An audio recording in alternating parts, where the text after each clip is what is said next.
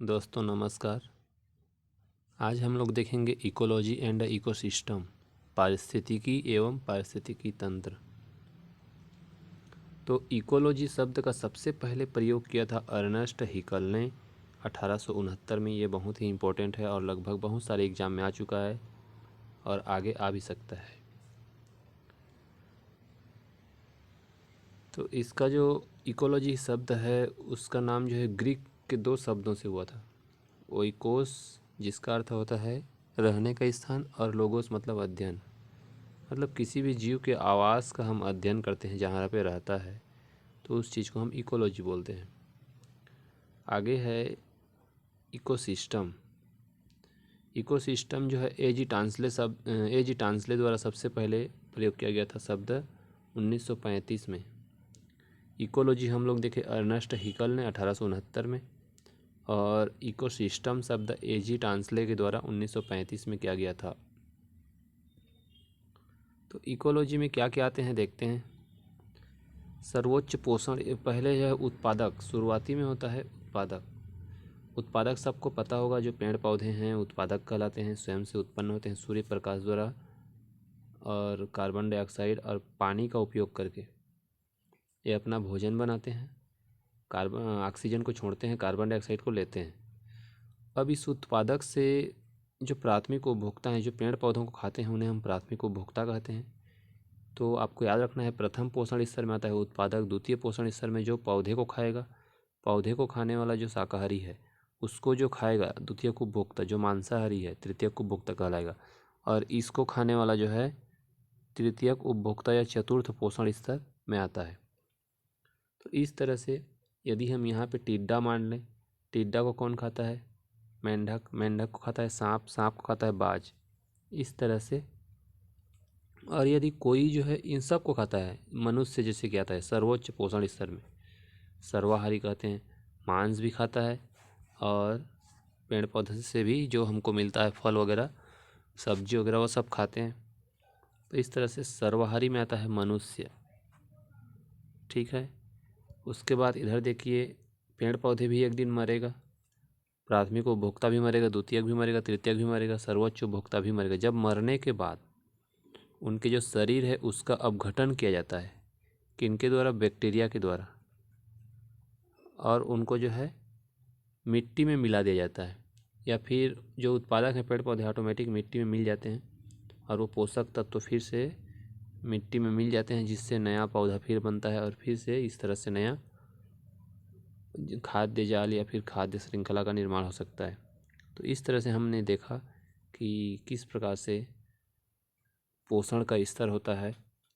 तो प्राथमिक पोषण स्तर में पौधों को याद रखना है, उसके बाद द्वितीयक तृतीयक चतुर्थ में जानवर आएंगे, सर्वोच्च में मनुष्य आता है।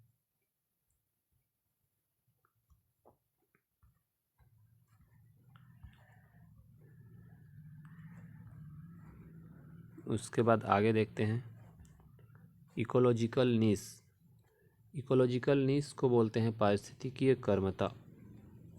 तो इसका सबसे पहले संकल्पना किया था जोसेफ ग्रीनेल ने, प्रतिपादित किया था इकोलॉजिकल नीश के बारे में। जो जंतु अपने आसपास रहता है, जहाँ पे रहता है, वो उसका इकोलॉजिकल नीश कहलाता है, जहाँ पे उसको ज़रूरत की सब चीज़ें मिल जाती हैं उसके रहने के लिए, खाने के लिए।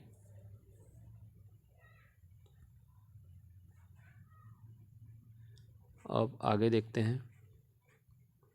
मैं बता चुका था आपको अजैविक घटक, जैविक घटक, अजैविक में ये सब आते हैं। ताप, आर्द्रता, प्रकाश, सौर दाब, वायुमंडलीय दाब, स्थलाकृति, जल, वायुमंडलीय गैस, मिट्टी, खनिज, प्रोटीन, कार्बोहाइड्रेट, वसा, ये सब जो है अजैविक घटक हैं। जबकि जैविक घटक में केवल पेड़ पौधे और जंतु आते हैं। इसके अलावा जो बैक्टीरिया है अपघटक, ये भी आता है। तो इसको बताने की ज़रूरत नहीं है, यहाँ चित्र के रूप में दिखाया गया है। स्वपोषी, जो स्वयं अपना भोजन बनाते हैं पेड़ पौधे, है ना, स्वपोषी उत्पादक भी कहलाते हैं। प्राथमिक उपभोक्ता बताया मैं, जो पेड़ पौधों को खाते हैं सीधे, जो शाकाहारी हैं, बकरी, खरगोश, ऊँट आदि। द्वितीयक उपभोक्ता में इनको जो खाएंगे, बकरी को खाएंगे, ऊँट, है ना, सांप, भेड़िया आदि आएंगे। और तृतीयक उपभोक्ता में जैसे कि शेर है, बाघ है, बड़ी शार्क मछली, अगर पानी की बात करें बाज है, तो इस तरह से ये तृतीयक उपभोक्ता अपघटक जो इनको लास्ट में मिला देते हैं मिट्टी में, है ना, इनको अपघटक या डिकम्पोजर्स बोलते हैं, सेफ्रोफाइट्स बोलते हैं, मृतोपजीवी बोलते हैं। डेट्राइटस मतलब मृत पदार्थों को डेट्राइटस बोलते हैं जो कार्बनिक पदार्थ हैं। इस तरह से जैविक और अजैविक घटक में हम लोग देखें अंतर। पारिस्थितिक तंत्र में बहुत सारे नियम होते हैं। एक जो होता है पारिस्थितिक तंत्र का महत्वपूर्ण नियम एकरूपतावाद का नियम है, यानी कि जो भौतिक और जैविक प्रक्रम आज भी वही होते हैं जो अतीत में थे, भविष्य में वही रहेंगे जो वर्तमान में है। मतलब ये एक नियम है इसका, एकरूपतावाद का नियम। प्रकृति जो है इसी तरह से पहले था, आज भी है और आगे भी रहेगा। और इसमें ऊर्जा का प्रवाह एक दिशीय होता है। एक क्वेश्चन में पूछा जा सकता है कि ऊर्जा का प्रवाह पारिस्थितिक तंत्र में कैसा होता है, तो एक दिशा होता है, एक दिशीय। इसको हमको याद रखना है। और 10% नियम आपको पता होगा, नहीं होगा तो बता रहा हूँ मैं। मतलब जो पेड़ पौधे हैं जो सूर्य प्रकाश के द्वारा अपना भोजन बनाते हैं प्रकाश संश्लेषण से, 100% जो उनको ऊर्जा मिलता है, उस ऊर्जा में से केवल जो 90% है वो अपने जैविक क्रियाओं के लिए यूज़ कर लेते हैं। उसके बाद जो 10% बचता है, उस 10% को कौन लेता है, जो शाकाहारी जंतु हैं। शाकाहारी जो है उसमें से 90% यूज़ करेगा और बचेगा जो 10% उसको मांसाहारी को मिलता है। मांसाहारी अपनी जैविक क्रियाओं में 90% यूज़ करता है और 10% जो इस मांसाहारी को खाएगा उसको मिलता है। इस तरह से जो ये 10% नियम है ऊर्जा का स्तर के लिए लागू होता है। मतलब अगले ऊर्जा स्तर में जो भी हैं प्राणी, उनको 10% हुई एनर्जी मिलता है पिछले जो प्राणी हैं उनकी अपेक्षा। तो इस तरह से ये कुछ रूल था। पारिस्थितिक तंत्र बहुत सारे होते हैं, आप लोग जानते होंगे। स्थलीय जिसको टेरेस्ट्रियल बोलते हैं, और एक्वेटिक। जैसे कि स्थलीय में क्या आ जाएगा, वन आ जाएगा, घास के मैदान आएंगे, मरुस्थल आएंगे, टुंड्रा आएगा, ये सब स्थलीय। इसके अलावा देखो वन में वर्षा वन, शीतोष्ण पतझड़ वन, बोरियल या उत्तर शंकुधारी टाइगा वन बोलते हैं जिसको। जलीय पारिस्थितिक तंत्र में हम देख सकते हैं फ्रेश वाटर मराइन इकोसिस्टम, सागरीय जिसको बोलते हैं, संक्रमणकालीन या ट्रांजिशनल, जहाँ पे 2 प्रकार के पारिस्थितिक तंत्र मिल रहे हों। तो इस तरह से अलग अलग इकोसिस्टम होता है। तो यहाँ पे अलग अलग जो वन है उसके बारे में बताया गया है। घास का पारिस्थितिक तंत्र, अब यहाँ पे देखिए घास को बारे में हम लोग पढ़ रहे थे, तो अभी ये इम्पोर्टेंट चीज़ें हैं जो पूछा जाता है एग्जाम में अक्सर, कि प्रेयरी जो घास का मैदान है कहाँ पाया जाता है, उत्तरी अमेरिका में, याद रखना है। और जो पम्पास है और कंपास है ये जो है साउथ अफ्रीका में पाया जाता है, साउथ अमेरिका, दक्षिण अमेरिका में। और ये पम्पास देखिए दक्षिण अमेरिका में, न्यूजीलैंड का घास का मैदान का नाम है ना। इस तरह से हम आगे इसका लिस्ट देखेंगे, याद रखने के लिए बहुत ज़रूरी है ये। जैसे यहाँ पे देखिए ये अक्सर एग्ज़ाम में आता है कि आपको सही जोड़ी मिलाने को दे देता है, या फिर सीधा डायरेक्ट क्वेश्चन पूछ देता है कि प्रेयरी घास का मैदान कहाँ पाया जाता है, तो उत्तरी अमेरिका में, याद रखना है आपको। स्टेपिस कहाँ पाया जाता है, यूरोप और एशिया दोनों महाद्वीप में है, इसलिए यूरेशिया नाम से जानते हैं स्टेपिस। सवाना कहाँ है, तो अफ्रीका में है। और डाउन्स कहाँ है, ऑस्ट्रेलिया में है। वेल्ड दक्षिण अफ्रीका में, कैटरबरी न्यूजीलैंड में, पुस्टाज हंगरी में, कैंपास ब्राज़ील में।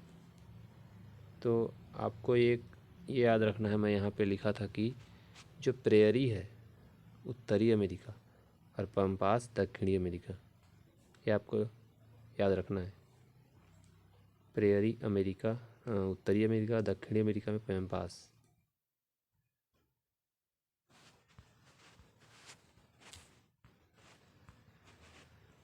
अब और आगे देखते हैं क्या दिया है। टुंड्रा शब्द का अर्थ बंजर भूमि, परमाफ्रॉस्ट जो टुंड्रा जो है दो प्रकार के होते हैं, एक होता है आर्कटिक टुंड्रा और अल्पाइन टुंड्रा, जहाँ पे मतलब सूर्य प्रकाश बहुत ही कम पहुँच पाता है, मतलब ठंड रहते हैं पूरे 12 वर्ष। यहाँ पे वनस्पति का विकास जो है बहुत ही कम होता है। कम से कम 2 वर्षों में हिमीकृत धरातल को पर्माफ्रॉस्ट कहते हैं। कम से कम 2 वर्ष में हिमीकृत धरातल, तो आपको याद रखना है कि पर्माफ्रॉस्ट क्या होता है बोलने से कम 2 वर्ष में हिमीकृत, जहाँ पे बर्फ से ढका रहता है। जलीय पारिस्थितिक तंत्र ये सब हैं, जैसे कि लैंटिक, तालाब, झील, रुका हुआ, जिसको लैंटिक जो हम लोग पारिस्थितिक तंत्र अध्ययन करते हैं रुका हुआ जल के बारे में, और लोटिक जो बह रहा है, जैसे कि नदियाँ हैं, झरने, पर्वत। और संक्रमणकालीन में आता है ईस्चुरीज, वेटलैंड, मैंग्रोव्स। इसके अलावा जो लवण वाले हैं सागरीय परितंत्र, open ocean, coral reefs, barrier island, shorelines. ये आपको याद रखने वाली बातें हैं। वेलांचली मंडल और प्रकाशिक मंडल, अप्रकाशित मंडल, ये अलग अलग जोन में बांटा जाता है। जो यहाँ पे अच्छे से देख सकते हैं, जो झील हैं, है ना, यहाँ पे देखो वेलांचली किसको बोलते हैं, इस एरिया को पूरा बोलते हैं। नीचे को हैंडल पेलेजिक जोन और एथिसेल पेलेजिक जोन, जो प्रकाश जहाँ पे नहीं पहुँच पाता है। जो प्रकाशित जोन है उनको बोलते हैं,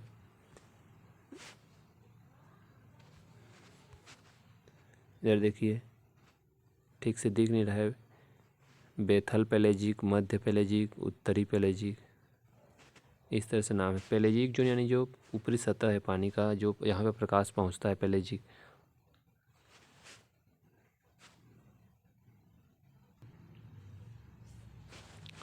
मैं बताया था आपको फाइटोप्लैंक्टन और जूप्लैंक्टन, है ना। फाइटोप्लैंक्टन जो पानी में होते हैं, समुद्री सतह पे ये जो चित्र दिखाया गया है, जो अपना भोजन स्वयं बनाते हैं, प्लैंक्टन बोलते हैं उसको, है ना। ये तैरते रहते हैं पानी में, और इसको खाने वाले जूप्लैंक्टन कहलाते हैं। ये जंतुओं के जैसे होते हैं इसलिए जूप्लैंक्टन, ये पौधों के जैसे होते हैं इसलिए फाइटोप्लैंक्टन।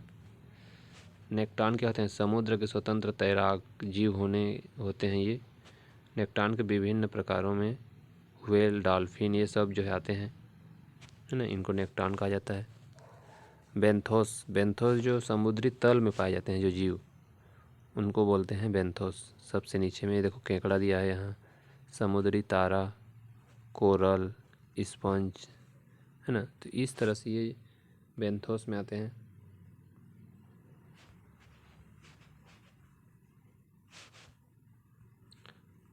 कोरल रीफ मैं आपको बताया था, यहाँ पे जो डायग्राम दिखाया है देख रख सकते हो। इसमें जो है बहुत सारे जीव जंतु कोरल रीफ के अंदर जो है निवास करते हैं और खुद को जो है सुरक्षित रखते हैं। ये था कुछ आज पारिस्थितिकी के बारे में जानकारी। धन्यवाद।